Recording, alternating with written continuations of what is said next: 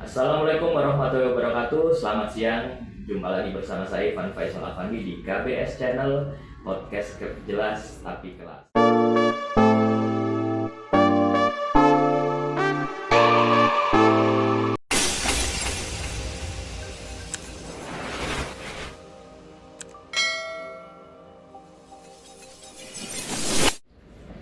Assalamualaikum warahmatullahi wabarakatuh. Selamat siang. Jumpa lagi bersama saya Ivan Faisal Afandi di KBS Channel Podcast Jelas Tapi Kelas. Bersama narasumber kita Ibu Murfati Lindianto, Ketua Komisi 1 DPRD Kota Bekasi. Apa kabar Ibu?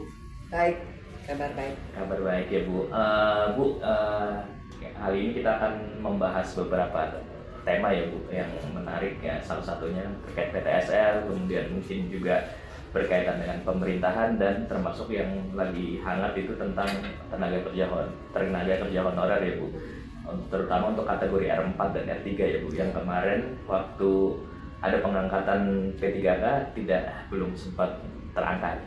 Nah pemirsa, Ibu Murfati ini sekilas saya ceritakan bahwa beliau ini sudah 3 periode menjabat sebagai anggota DPRD Kota Bekasi. Beliau ini bisa dikatakan senior ya, dan siapa juga yang tidak kenali Ibu Murfati tentunya di daerah Medan Satria khususnya.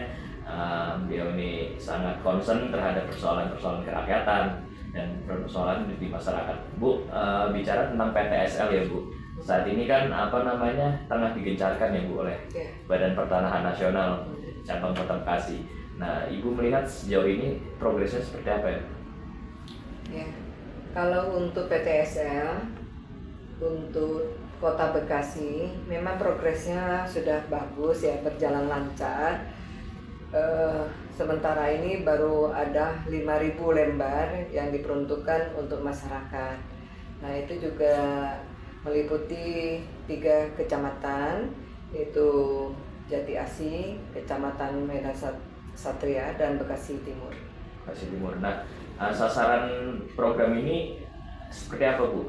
Apakah masyarakat dengan kategori atau klasifikasi tertentu atau seperti apa Bu? Kalau sasaran ini memang untuk seluruh rakyat Indonesia ya, terutama ya kita sasarannya untuk Kota Bekasi, dan tidak ada kelasnya, kelas orang kaya atau orang menengah ke bawah, tapi ini meliputi semua haknya untuk warga Kota Bekasi. Ya, itu Mas. Dan kemudian kan Bu, ini bicara PTSL, banyak kemudian informasi yang mungkin simpang siur ya Bu di masyarakat terkait, mungkin ada yang bilang ada pungli dan segala macamnya. Mungkin Ibu bisa sedikit memberikan pemahaman agar informasi yang berkembang yang simpang siur ini kemudian menjadi jelas dan clear. Seperti apa Bu, Ibu bisa menerangkan? Sejauh saya amati, dan kami juga DPRD ini kan fungsinya pengawasan, dan setelah program ini diturunkan ke masyarakat, untuk keluhan-keluhan ini sangat minimal ya Bang, karena semua puas ya, terutama pelayanan dari kecamatan ya cukup cepat ya, responsif, kemudian juga harganya tidak terlalu tinggi ya, 150.000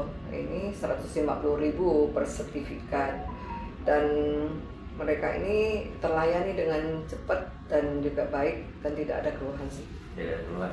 Nah Bu, ketika kemudian ada masyarakat yang kemudian dalam artian kesulitan atau mengakses informasinya terbatas, kira-kira harus seperti apa Bu masyarakat yang ingin mendapatkan informasi tentang PTSL? Apakah langsung datang ke kantor BPNK atau ke kantor pemerintahan setempat Bu?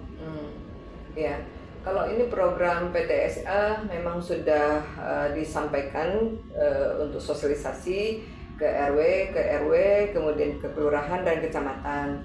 Memang secara keseluruhan masyarakat Kota Bekasi ini ada yang sudah paham dan ada yang tidak ya.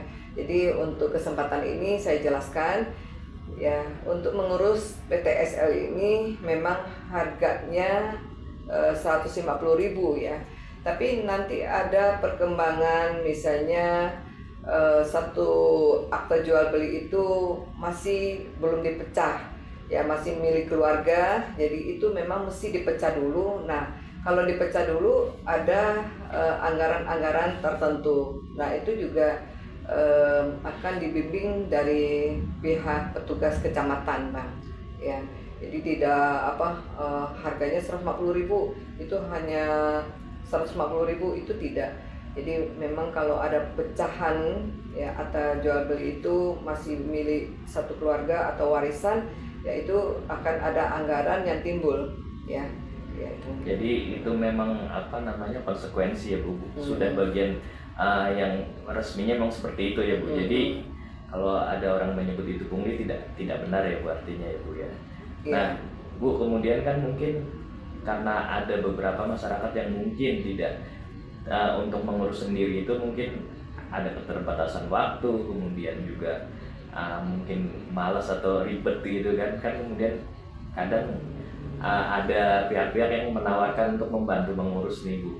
Nah, sebaiknya seperti apa sih Bu? Apakah mending diurus sendiri atau bisa melimpahkan ke orang lain? Ya. Untuk masyarakat ini kan memang mereka bekerja dari pagi sampai sore ya. Kadang-kadang kalau Sabtu itu kantor kecamatan juga tutup ya.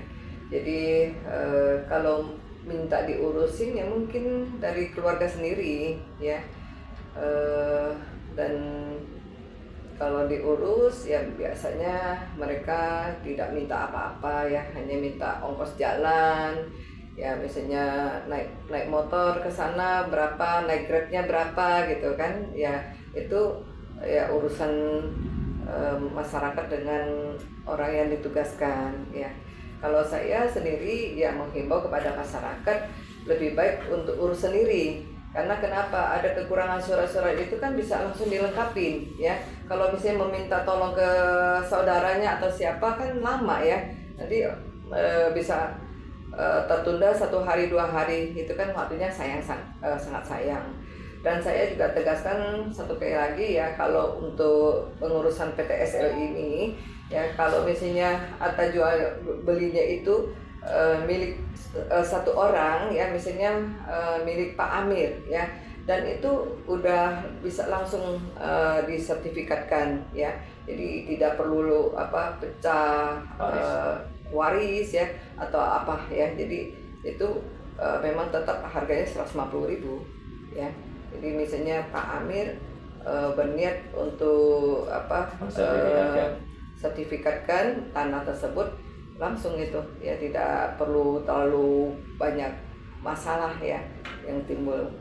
Nah Bu, adanya program PTSL ini kan dimunculkan karena banyak kemudian masyarakat kita yang tanahnya belum tersertifikat ya Bu, mungkin masih dalam bentuk girik atau baru sebatas AJB.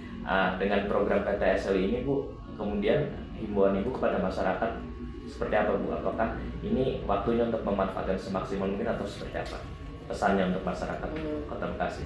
Iya, ya untuk masyarakat, kalau tanahnya masih milik keluarga ya, ahli warisnya banyak, ada 3-4 orang, ya memang mesti mulai ya mengurus supaya bisa disertifikatkan. Dan pembagian ahli warisnya itu ya tadi ya, kalau ada PTSL yang menawarkan ya, ini kesempatan ya, jangan ditunda-tunda supaya bisa rapi dalam 1 tahun ini ya. Tapi kalau memang penawarannya hanya batas 5.000 sertifikat ya, mungkin dari warga atau masyarakat bisa menanyakan langsung kepada kecamatan masing-masing ya, supaya mendapatkan sosialisasi lebih jelasnya ya seperti apa. Karena pengurusan sertifikat ini ya sangat penting ya, karena ini satu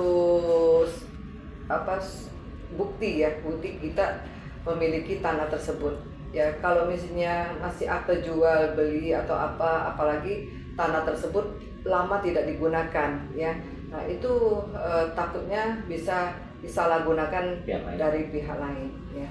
Bu, menjawab ini satu lagi tentang tanah, kan lagi menarik membahas isu yang sekarang ramai beredar bahwa nanti tanah tidak bersertifikat akan diambil alih negara, kemudian tanah yang kemudian tidak produktif bisa ditarik negara. Nah ini untuk menjelaskan kepada masyarakat bahwa agar masyarakat tidak resah seperti apa ini Bu?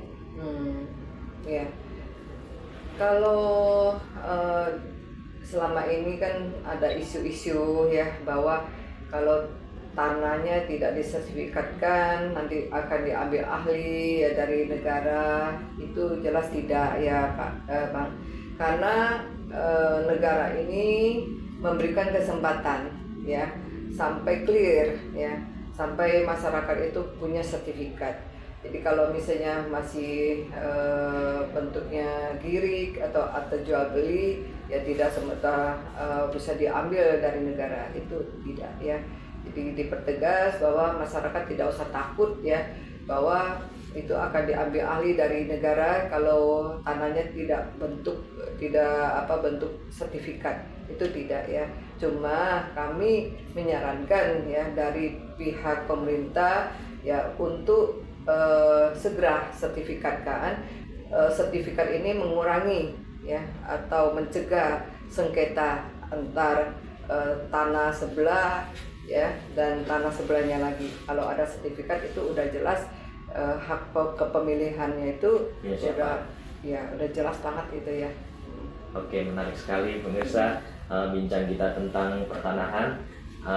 Ini masih banyak tema yang ingin kita obrolkan dengan Ibu Murfati ini, salah satunya terkait dengan tenaga honorer Bu. Ini kemarin pemerintah Kota Bekasi baru saja mengangkat ribuan tenaga honorer dan namun sebagian masih ada yang masih tersisa yang belum terangkat menjadi P3K yang sampai saat ini masih bertanya-tanya mungkin nasibnya apakah akan diberhentikan atau seperti apa. Nah mungkin menjawab keresahan daripada teman-teman tenaga honorer seperti apa Bu? Ya,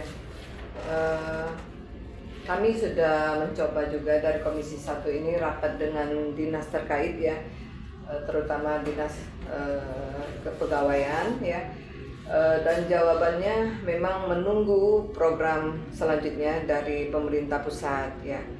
Dan dari kami Komisi 1 menangkap penjelasan ya bahwa hampir lebih kurang ada 3.000 yang pegawai R3 sampai R4 ini yang belum menerima SK ya, dalam arti belum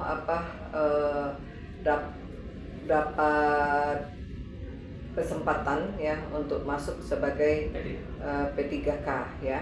Tapi untuk yang belum mendapatkan SK tidak usah khawatir juga karena masih bisa langsung kerja, masih diberikan kesempatan kerja sampai bulan Desember ya, dan juga gajinya tetap ya tidak akan dipotong dan tetap berjalan sampai bulan Desember 2025.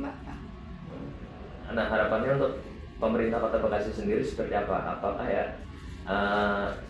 DPRD sendiri ingin bahwa teman-teman pada akhirnya nanti bisa terus tetap bekerja dan bahkan mungkin menyusul teman-teman yang lain untuk diangkat menjadi P3K? Masukannya kepada Pemkot Bekasi seperti apa Bu? Ya, kalau kami Komisi 1 ini ya memang tupoksinya kami terus memperjuangkan ya, mungkin juga sampai ke Menteri Tenaga Kerja dan juga mungkin juga bisa kami juga akan menyuarakan ini kepada Bapak Presiden ya untuk membantu memperjuangkan juga sisa 3.000 pegawai yang di Kota Bekasi yang belum diterima. Mereka juga bisa mendapatkan kesempatan ya menjadi pegawai ya, yang tentu harus ada juga penghargaan dari pemerintah setempat, tentunya dari Kota Bekasi ya. Menarik sekali perbincangan kita di siang hari ini menjelang sore. Mungkin Bu ada pesan-pesan Bu untuk penonton KBS Channel untuk masyarakat Kota Bekasi seperti apa Bu? Terakhir sebagai penutup. Pesan saya untuk seluruh P3K melayani dengan baik masyarakat ya, tetap integritas dan juga profesional. Selesai sudah perbincangan kita bersama Ibu Murfati Lidianto, Ketua Komisi 1 DPRD Kota Bekasi. Sangat menarik sekali materi-materi yang disampaikan, gagasannya cukup bernas dan mencerahkan tentunya. Saya Ivan Faisal Afandi, pamit undur diri. KBS Channel, podcast jelas tapi kelas. Terima kasih Bu.